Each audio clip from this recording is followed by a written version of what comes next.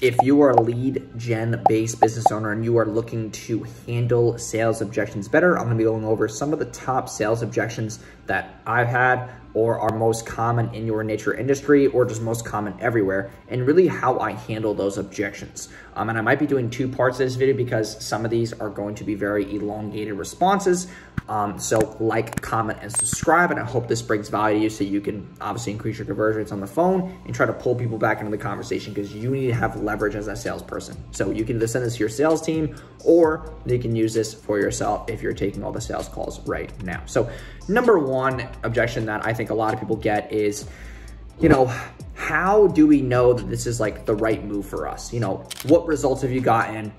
How can we trust you? What guarantee do you have, right? And that's why we use a pitch deck, okay? So when you're taking Zoom calls and you're showing people like your screen, the best way for you to overcome that objection is kind of dumbing it down for them. So if someone said to me like, hey, listen, how do I know this is gonna work, right? And that's probably one of the biggest things, which is the trust and credibility, those things two combined. So that's where in your pitch deck, you wanna have something that says like, hey, listen, here are results that we've gotten, and I wanna kind of explain each and see if one of these situations relates to your situation. And most of the time it will, because that's the whole objection handling process is like, hey, for example, if you're a business owner who's running an e-com store making $2,000 to $3,000 a month, one of your case studies, you would start off with like, hey, here's a business owner that was making $2,000 to $3,000 a month, and like we helped them do X, Y, and Z, and now they're here within 3 months.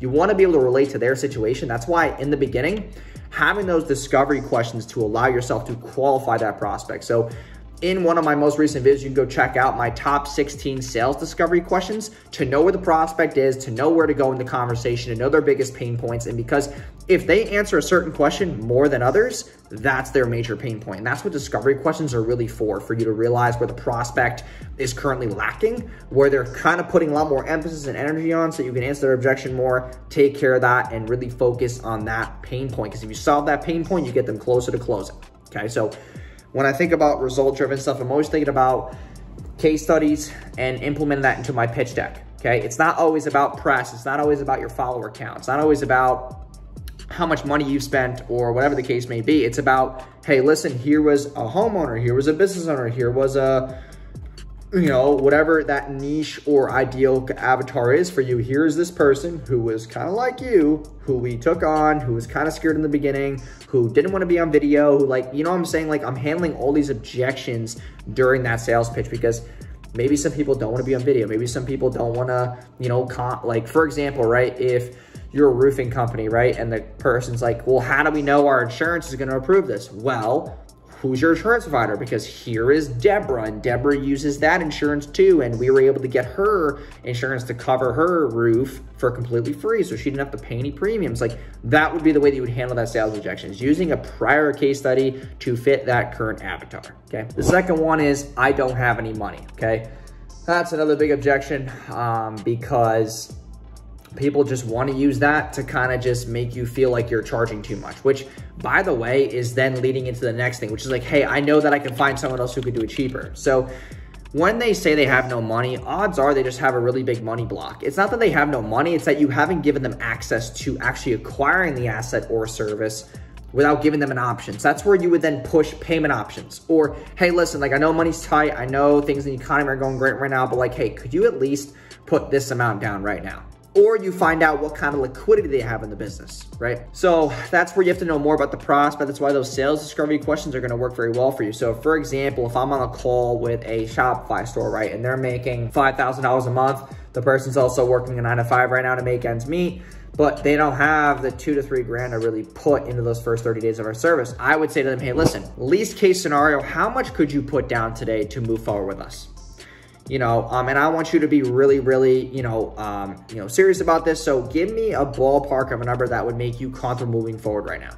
If they say 300 to 500 bucks, I would say, listen, I can do that, but would you be okay signing a contract that would make you obligated to the rest of the amount so that we can move forward with, obligations on both parties and have that trust built? That's where you're kind of building that relationship. Like, hey, listen, like, if you're accountable, I'm willing to give you that access to move forward, but you have to be, obviously, respectful of my time and my business model, right? And that's where you can then get them in the contract where you have this X amount of money as a deposit basically, and then you can obviously get the rest of the money X amount of weeks away, or maybe 14 days, or maybe next week, right? The other thing is, what payment options do you have? Can you split it into 3 payments? Can you split it into 4 payments over 4 weeks? Like, what kind of accessibility do you have in the business to do so, right?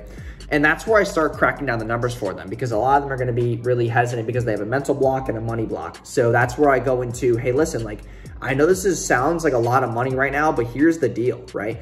This is just a really good example. I use a lot of analogies when I do sales objection videos. So, hey, listen, you're booking 2 calls a day and you're making $5 grand a month. If I book you 6 calls a day, you're going to make 15 grand a month, correct? Can we both agree on that? Oh, yeah, that makes sense. Okay, well, if you were making 15 grand a month, right, and you were spending 3 grand a month, that's a 5x ROAS. Would you trade 3 grand right now to make 15? Oh yeah, of course I would. Well, if you want to make that happen, then I can get you into the program at this price, or you can take this payment plan, or you can put down this deposit.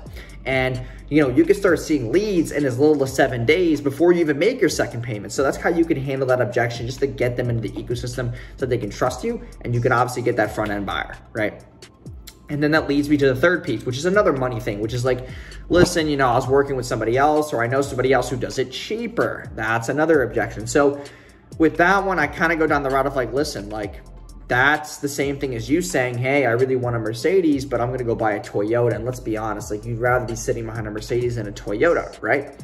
Because if you're going to go for the cheaper product, odds are if it's cheaper, it's not as great, okay? Would you rather, go to the store and buy, bruised fruit, or go get fruit that's obviously way more fresher and that you'd be okay eating, that's healthier for you and your family? Like, obviously the answer is going to be that. It's like, no one is going to really get in the way of their own mind telling them like stupid shit. Like, if I said to them, right, too, it's like, okay, would you rather have a brain surgeon do your brain surgery who's done 1 surgery, or one who's done 1,000, right? Like, you're telling me right now that you'd rather die or have a chance of dying than have somebody who's, done X, Y, and Z. Also, like skydive, would you rather have somebody skydive with you who's done 1 tandem, one who's done 1,000? It's like, obviously, if they're fucking not, like, they have a little bit of common sense, they're not going to pick the left option. They're going to go for the right one. So it's like, you have to bring it back down to like really simple things. Whenever I do sales, I always think about, how do I talk to this person like they're a 5-year-old? Like, how do I make them realize that what they're choosing is actually so elementary that an elementary schooler is smarter than them? Because if you make them feel dumb enough, they're going to go to your side, because they don't want to feel that stupid. They're running a business, or they're getting X amount of services, right? They don't want to feel like they're being dumbed down, but you're not telling them that they're dumb.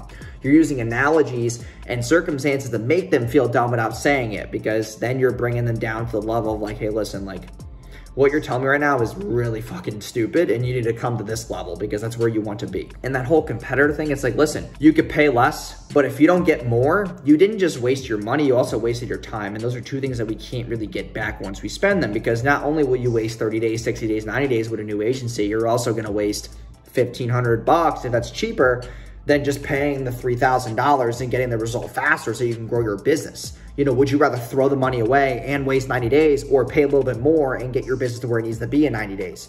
That's the other perspective you have to bring to them, because they know they have the money. You just have to give them the access, the payment plans, or you find a local lender or a business funding lender who you can partner with and do a JV with, who will allow your, clients to get funding so that they can become a part of your ecosystem without actually being financially obligated to you. They could be financially obligated to a bank or a loan or a credit line or a trade line, whatever the case may be, so that realistically you can avoid chargebacks and refunds, because they are getting that other obligation that's obligating them to now you. So now you can kind of reduce chargebacks and refunds by having them obligated to a loan or a bank. So that's the other like really good upside of that. It's kind of just giving them more access to things like that. So finding people in the space who do that kind of funding can help your business grow tremendously. So this is gonna be part 1. I'm gonna go into part 2 of just some more objections, but I hope you guys enjoyed today's video. If you would please like, comment, and subscribe down below, and I will see you guys in part 2 of sales objection handling. Peace.